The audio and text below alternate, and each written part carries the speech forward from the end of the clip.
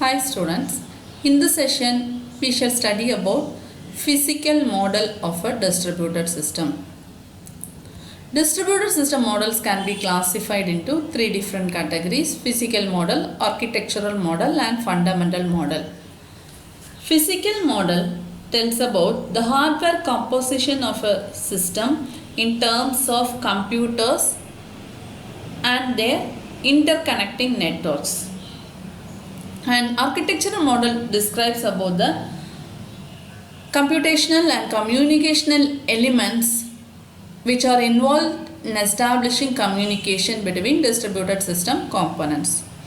Fundamental model tells about the issues that is faced during the operation or functioning of the distributed system and the solution to overcome the issues.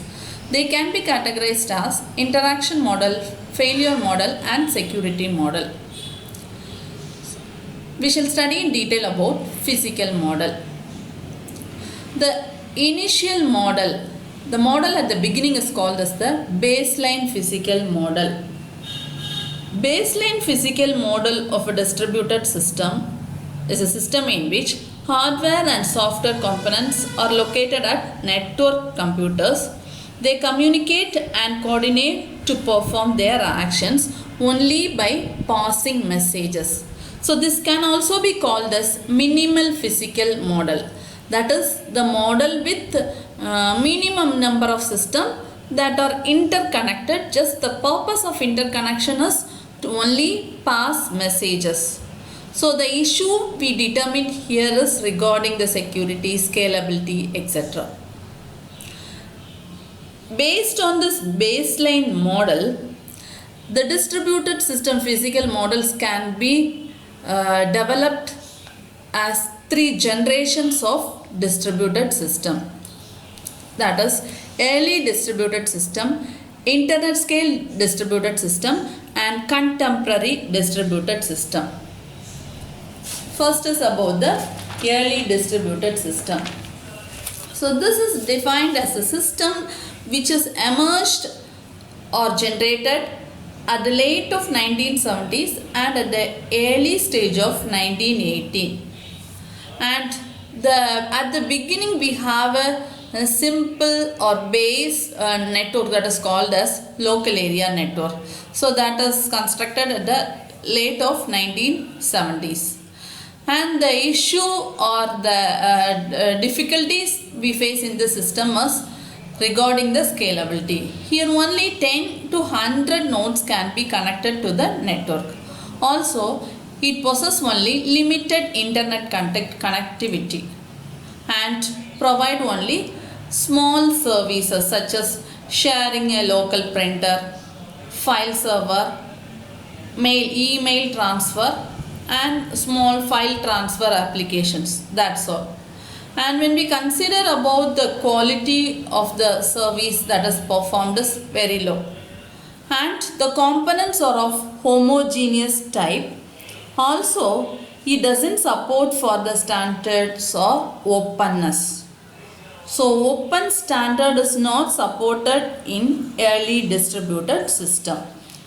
To overcome the issues regarding scalability and lagging behind of heterogeneous components and the quality of service, we move to the next generation of the distributed system that is called as internet scale distributed system.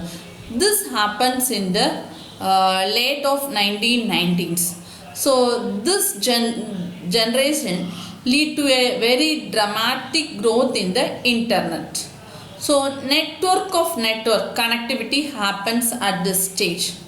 Large number of nodes are connected to a network and this networks can be connected to other networks. So we can say that globally all the networks are interconnected with each other. So the network established in this generation support for services for global organization. Also, large number of heterogeneous components can be supported in this type of system. In terms of network, operating system, the processors used and the languages employed to perform the communication. This also supported open standard. So any number of systems can be added to the network also. So it can be extensible based on technology also. So this is one of the benefit of this second generation distributed system. And to mask the heterogeneity that is existing, so we are having number of middleware technologies such as CORBA. So CORBA and other programming interfaces mask the heterogeneity. So compatibility existing between the components of the distributed system. The third generation of distributed system, that is called as the contemporary distributed system. So the benefit of this distributed systems belonging to this generation is the nodes were not only desktop computers, it support for the smartphones, laptops, etc. Also, the nodes are not only static, it support for discrete components also, that is system with embedded components or embedded applications. For examples, washing machine, smart homes. So these are all applications of distributed system based on embedding. And so it also support for autonomous system. For example, ad hoc network, wireless sensor network. These are examples for systems or nodes which can function independently, selfly, without depending on others. Other benefits achieved in this third generations are emergence of mobile computing. So at the previous generation, what we achieved is, so we can connect different number of nodes to the network, but they are all belonging to a particular locations. But this generation lead to the movement of the nodes. Nodes can, or the devices or components can move from one location to another in a distributed system. Example, laptops, smartphones. So this also is a application of third generation. And the next benefit is ubiquitous computing. So this lead to the movement from discrete nodes to architectures where computers were embedded in different objects. As an example, this washing machine, smart home, these are all applications of ubiquitous computing. Then other benefits we achieved is cloud computing, utility based computing, that is cloud computing, grid computing all. Here, other than achieving the benefit of a single node, here a group of nodes together combine to perform a particular service. So that is cluster based architecture. So this technology support for the that is vast development in the field of computing. So this is achieved in the third generations. So these are all the enhancements we achieve in distributed system through 3 different generations. So that's all about physical system model. This slide describes about the comparison of 3 generations of distributed system. We are comparing the 3 generations in terms of the factors such as scalability, heterogeneity, openness and quality of the service. Scalability tells about the expandability or expansion of the system. In early generation, only limited number of nodes are connected to a network. So it is very scalability is low. In internet scale, the number of nodes connected to a network or a distributed system is larger than the early distributed system.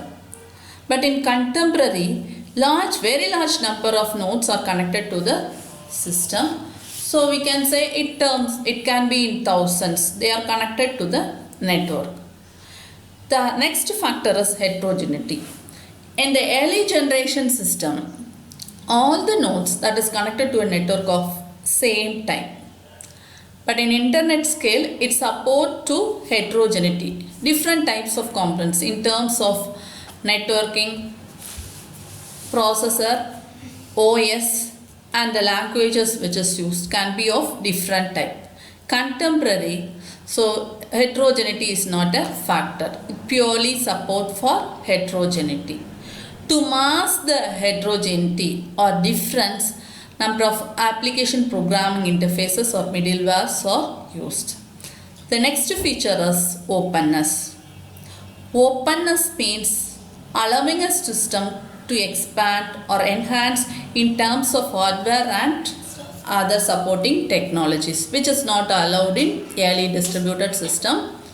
Internet scale distributed system allow for openness, so it can be expanded in terms of networking technologies and other softwares and protocols that is allowed. But in contemporary also, research challenges with existing standards to enhance the system and complex applications can also be supported in contemporary. When we consider about the quality of service is very low in early distributed system, but quality of service is improved in internet scale distributed system, and the quality of service is very high. It support for that is complex and expanded applications in contemporary system. So that's all about the difference in the three generations of distributed system.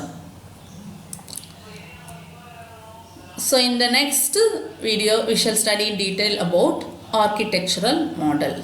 Thank you.